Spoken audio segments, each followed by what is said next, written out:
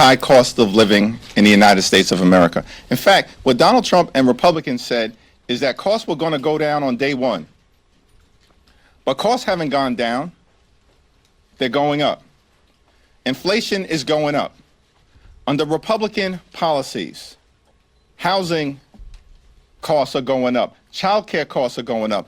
Grocery costs are going up. Electricity prices are through the roof. And now, because of the Republican refusal to extend the Affordable Care Act tax credits, tens of millions of Americans are about to experience dramatically increased health care costs. In some cases, their health insurance premiums will increase by $1,000 or $2,000 per year. That is unacceptable. It will be unaffordable for working class Americans, middle class Americans, and everyday Americans to be able to go see a doctor when they need one.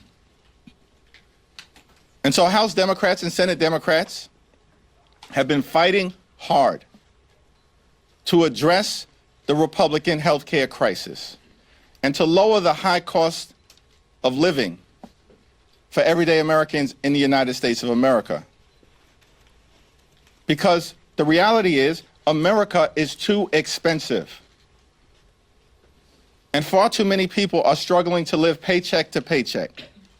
They can't thrive, they can barely survive. And that's why Democrats have been waging this fight. And we'll continue to wage this fight.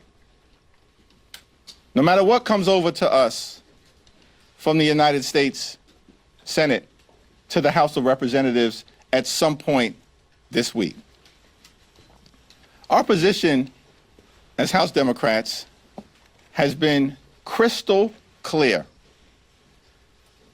We will sit down with any Republicans, anytime, any place, anywhere, in order to find a bipartisan path forward, but we're not down with their my way or the highway approach to governance. That's failed the American people.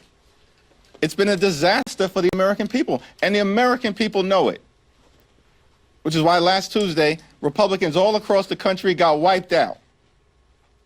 One of the most decisive off-year elections ever in modern American history. And so as House Democrats, we know we're on the right side of this fight, the right side of the American people. And we're not going to support a partisan Republican spending bill that continues to gut the health care of the American people. And we're going to continue the fight to extend the Affordable Care Act tax credits. And if it doesn't happen this week, next week, this month, next month, then it's the fault of Donald Trump, House and Senate Republicans, who continue to make life more expensive for the American people. Questions? Mr. Leader, some Democrats in your own caucus are suggesting Schumer is ineffective as Senate Democratic leader and should be replaced. You, of course, are critical of this deal. Do you view him as effective, and should he keep him? Yes and yes. Jeffries, do you trust, in this deal, there is language for President Trump and the Trump administration to reverse some of the firings that happened during the shutdown? Do you trust that the Trump administration and the president is going to sign off on that and reverse the people who have been fired?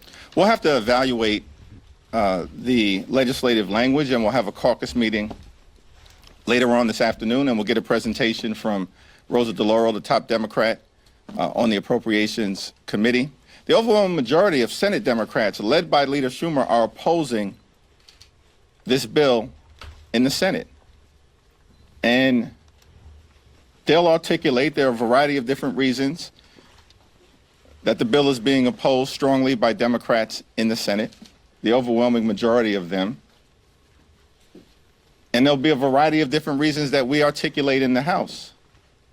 Now, certainly we're going to continue to stand by our hardworking federal employees. By the way, Donald Trump and Republicans, this toxic administration, they fired more than 100,000 federal employees prior to the shutdown that they started beginning.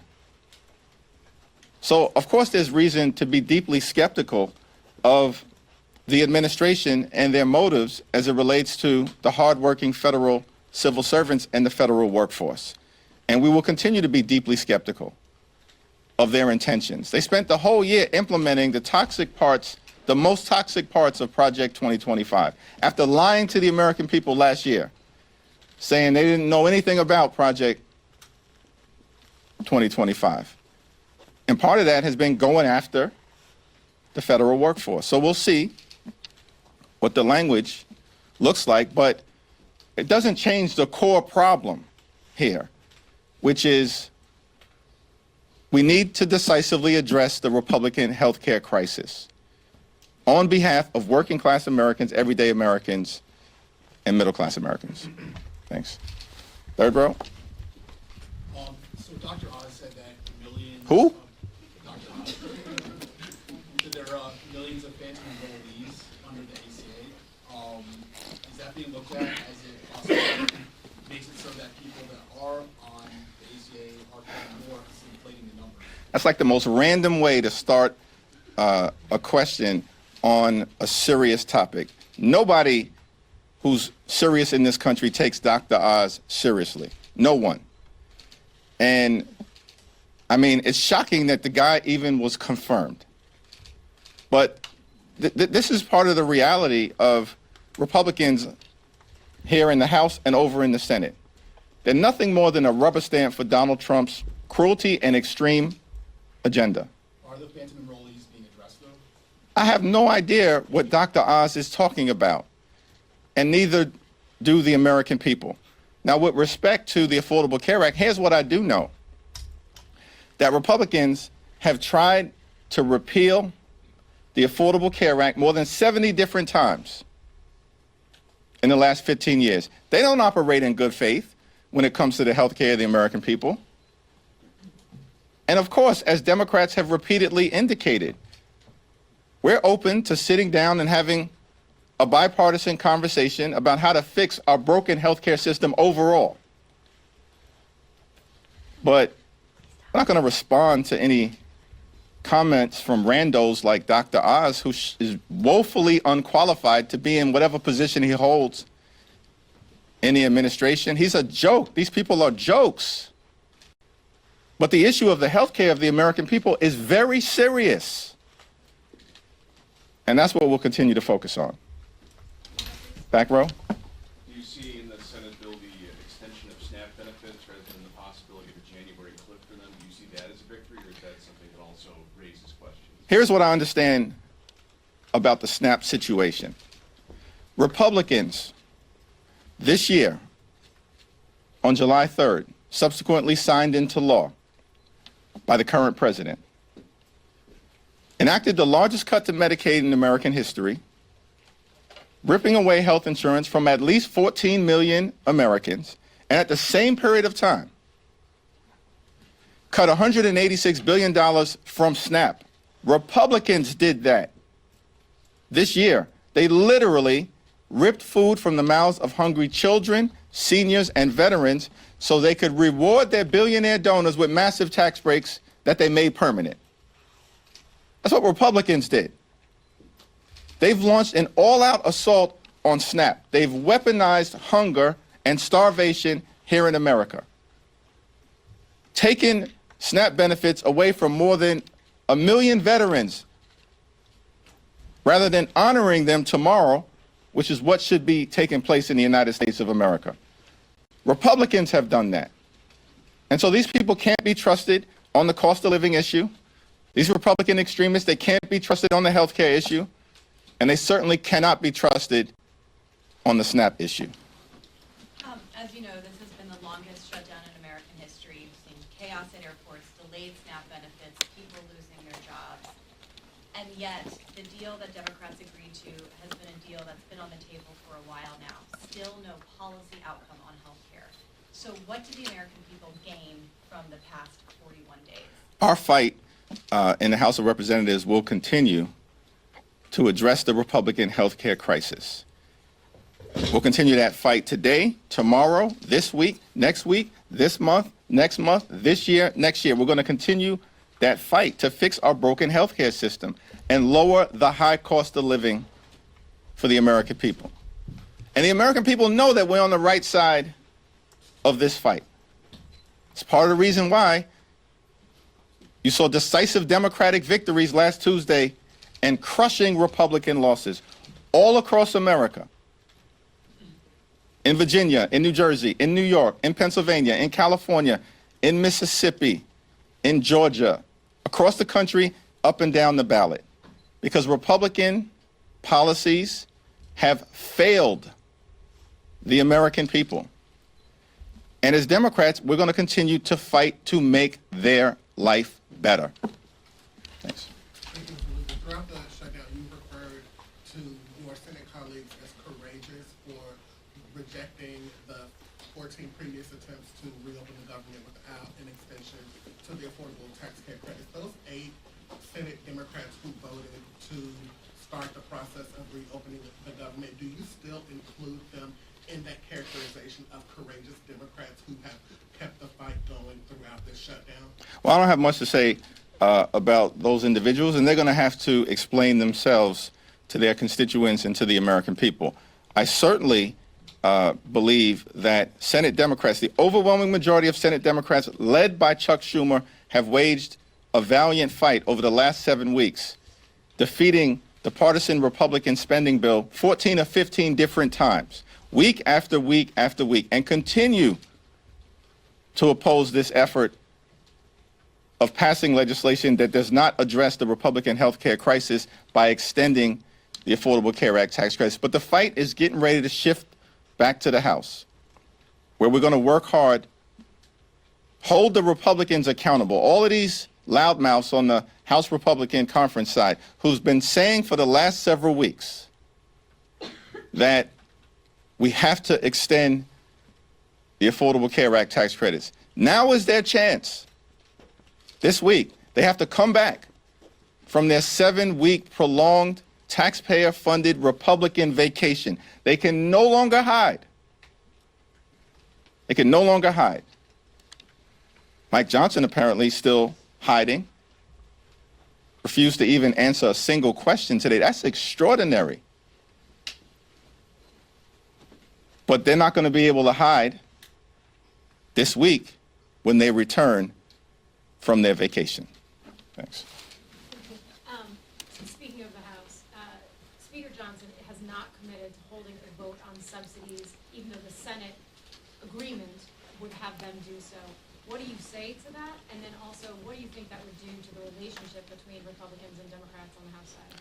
Well, the failure of Republicans to address the healthcare crisis that they've created in the House and in the Senate is no surprise, because House and Senate Republicans multiple times this year have been given an opportunity to vote to extend the Affordable Care Act tax credits, and multiple times this year already, in the context of the debate around their one big ugly bill, they voted against, unanimously voted against, extending the Affordable Care Act tax credits.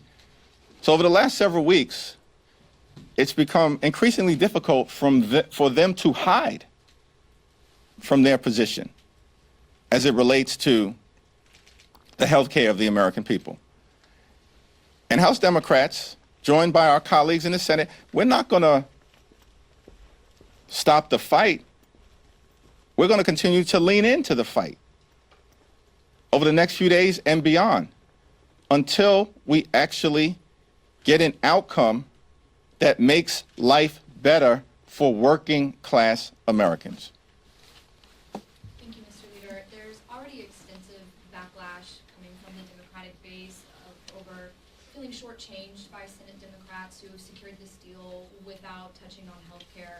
What do you think that this backlash could mean for the party going into the midterms next year, and also for the voters who just handed Democrats, as you said, a decisive victory? Do you think that this will make them feel also shortchanged, disenfranchised, demoralized? Do you think that this will lead to a switch up? House Democrats are going to take back control of the House of Representatives next year. I've said it before, and if I said it, I meant it. Now, with respect to the senators on the other side of the Capitol, they're going to have to explain themselves. But the overwhelming majority of Senate Democrats continue to remain in the arena fighting to fix our broken healthcare system and address the Republican healthcare crisis. This fight for us is not partisan. It's not a partisan fight. It's a patriotic fight. We're waging this fight on behalf of the American people. The 5 states that are most impacted by a failure to extend the Affordable Care Act tax credits are West Virginia, Wyoming, Alaska, Mississippi, and Tennessee. 45% of the people, of the Americans who are going to lose health care or be at risk of losing health care if they don't, on the other side of the aisle, extend the Affordable Care Act tax credits, 45% of them are registered Republicans.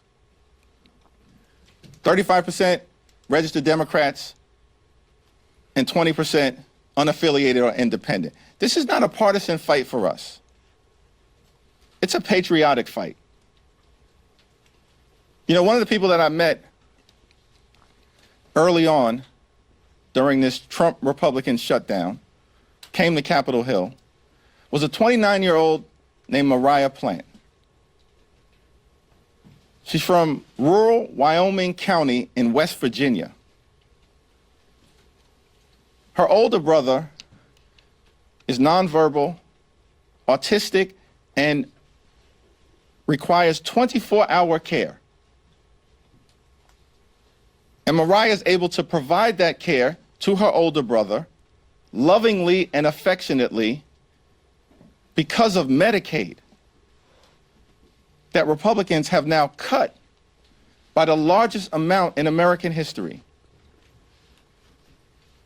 Her hospital in rural West Virginia is at risk of closing because of Republican policies in their one big ugly bill.